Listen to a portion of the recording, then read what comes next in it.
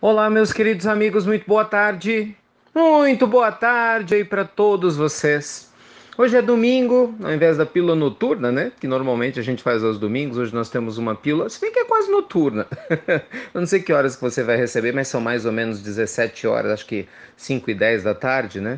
Seja como for, luz e paz como sempre ao seu coração.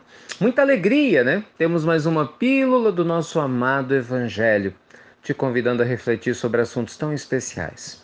Meus amigos, hoje eu queria conversar com você sobre um assunto muito profundo mesmo. Essa semana nós tivemos um dia em que nós falamos do passado, né, sobre a importância da gente aprender com o passado sem se apegar a ele.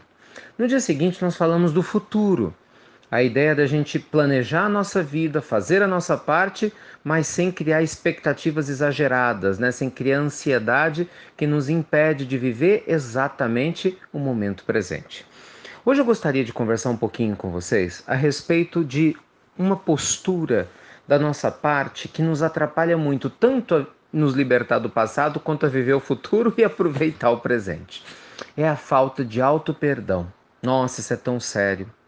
Você é uma pessoa que tem alguma coisa contra si mesmo? Já parou para pensar nisso? Será que você precisa se perdoar por algum motivo, por alguma situação que já passou? Será que você precisa se perdoar por algo? Pois é. O primeiro grande passo para aquele que realmente deseja viver nos caminhos do Evangelho é exercitar o amor, nas mínimas práticas, né? Das formas mais simples, mas sempre exercitar o amor. E às vezes, meus amigos, a gente imagina que para exercitar o amor a gente tem que ser um missionário, né? Fazer coisas grandes, ou de repente entrar numa obra de caridade muito gigantesca, ou que até mesmo ligada a uma instituição. Não, não é isso que é necessário para a gente começar a exercitar o amor. Isso com certeza vai nos ajudar a ampliar o exercício do nosso amor para a humanidade, o que é indiscutivelmente um grande remédio para as nossas almas. Mas para começar a exercitar o amor, nós precisamos trabalhar o alto amor. O alto amor, meus amigos, é reconhecer a nossa centelha divina. É reconhecer que nós, seres eternos que somos, naturalmente erramos, mas que também podemos nos libertar dos erros. Há muitos irmãos que, embora bem intencionados em praticar o bem, infelizmente vivem presos, né, num ambiente psíquico de muita turbulência. Não se perdoam, sabe, por determinados erros cometidos no passado. E essa culpa, porque no final das contas isso acaba gerando um estado de culpa interior, acaba lhes trazendo doenças, não só psíquicas, mas enfermidades físicas. Acaba fazendo com que esses companheiros normalmente se distanciem de pessoas que amam quase que como uma autopunição. E para piorar, em casos extremos, a pessoa acaba caindo numa depressão gravíssima e chega a pensar na loucura até do suicídio. A falta de auto-amor, gente, ou de auto-perdão, né, talvez seja a expressão mais exata, simplesmente significa que nós ainda precisamos enxergar mais Deus dentro de nós. Sabe, isso é muito importante. O que seria da história do cristianismo, né? Pensa comigo. O que seria da história do cristianismo sem o auto-amor? Não é verdade? Nós não teríamos Paulo, por exemplo, se não tivesse havido um Saulo antes dele. Concorda? Nós não teríamos a grande Maria de Magdala, o grande mito da transformação, né? O símbolo da árvore da fênix, né? Da árvore, desculpa, da ave da fênix, que renasce das cinzas, né, da mitologia grega, nos mostrando que é possível a gente renascer de uma vida difícil na mesma existência, se reformulando intimamente. Né? Não haveria a história linda de Santo Agostinho, que se tornou grande pároco e bispo de Hipona, e um dos grandes doutores da igreja, inclusive tão presente na codificação espírita, se não tivesse existido o Agostinho homem, ainda equivocado, completamente deturpado, não é verdade? Antes de que o grande ser que se iluminou tivesse tomado conta da sua alma dentro de si mesmo. O que eu quero dizer?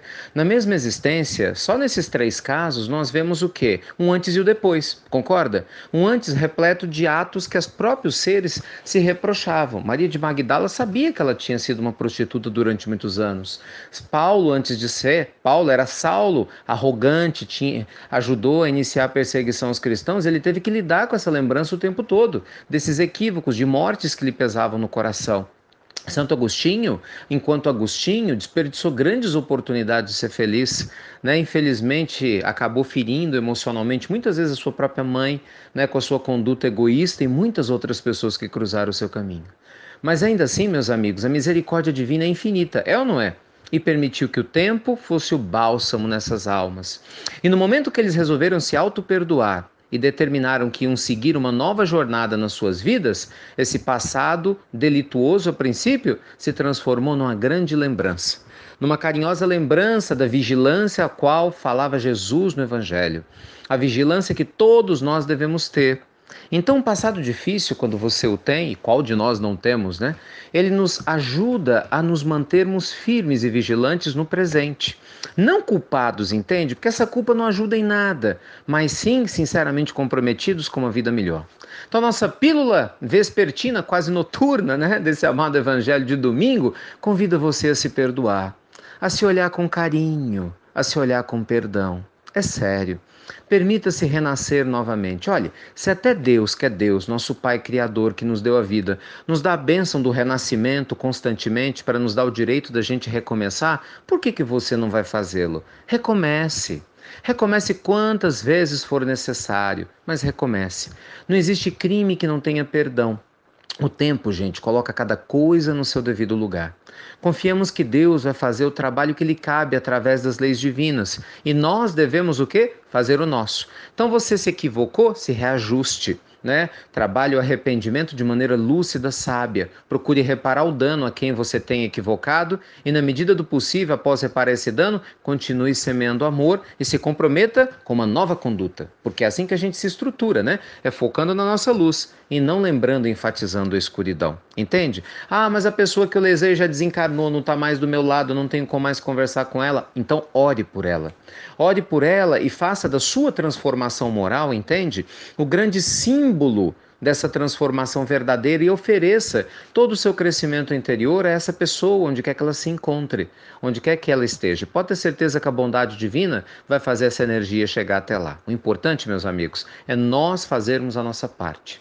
O Evangelho é como um grande lume vivo, um verdadeiro farol. O farol guia aqueles navegantes, né, que estavam muitas vezes perdidos. Guiava e ainda guia, né, navegantes perdidos em alto mar, naquela escuridão da noite. O Evangelho é o farol de Deus que nos guia na escuridão da dúvida, da angústia, dos ressentimentos, nos mostrando o caminho a seguir.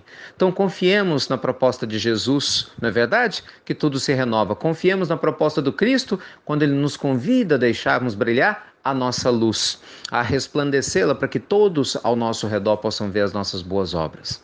Então que a bondade divina te abençoe uma vez mais, ilumine seu coração, ótimo restante de domingo, uma abençoada, né? Início de semana com o coração mais leve. Se tinha alguma coisa aí que estava te incomodando, perdoe-se, se renovando e semeando luz, sendo um ser humano melhor a cada dia. É claro que não é fácil, mas se a gente tiver o esforço consciente de uma reforma íntima verdadeira, comprometida em nos transformarmos em seres humanos de bem, abrindo mão de velhas condutas que não fazem mais sentido e semeando amor, tenha certeza absoluta que não só a sua alma vai ficar mais em paz, como a bondade divina vai ser sentida dentro do seu coração, através da presença de espíritos dóceis e amigos que vão estar lhe sustentando a caminhada. Portanto, não desista de você, porque Deus, meu amigo e minha amiga, nunca vai desistir.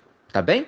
Então fiquem com Deus, como sempre, obrigado por compartilhar as pílulas do nosso amado Evangelho. Luz e paz, e até breve, até muito, mas muito breve, com a alma mais leve e o coração mais livre para seguir a sua caminhada com mais paz interior.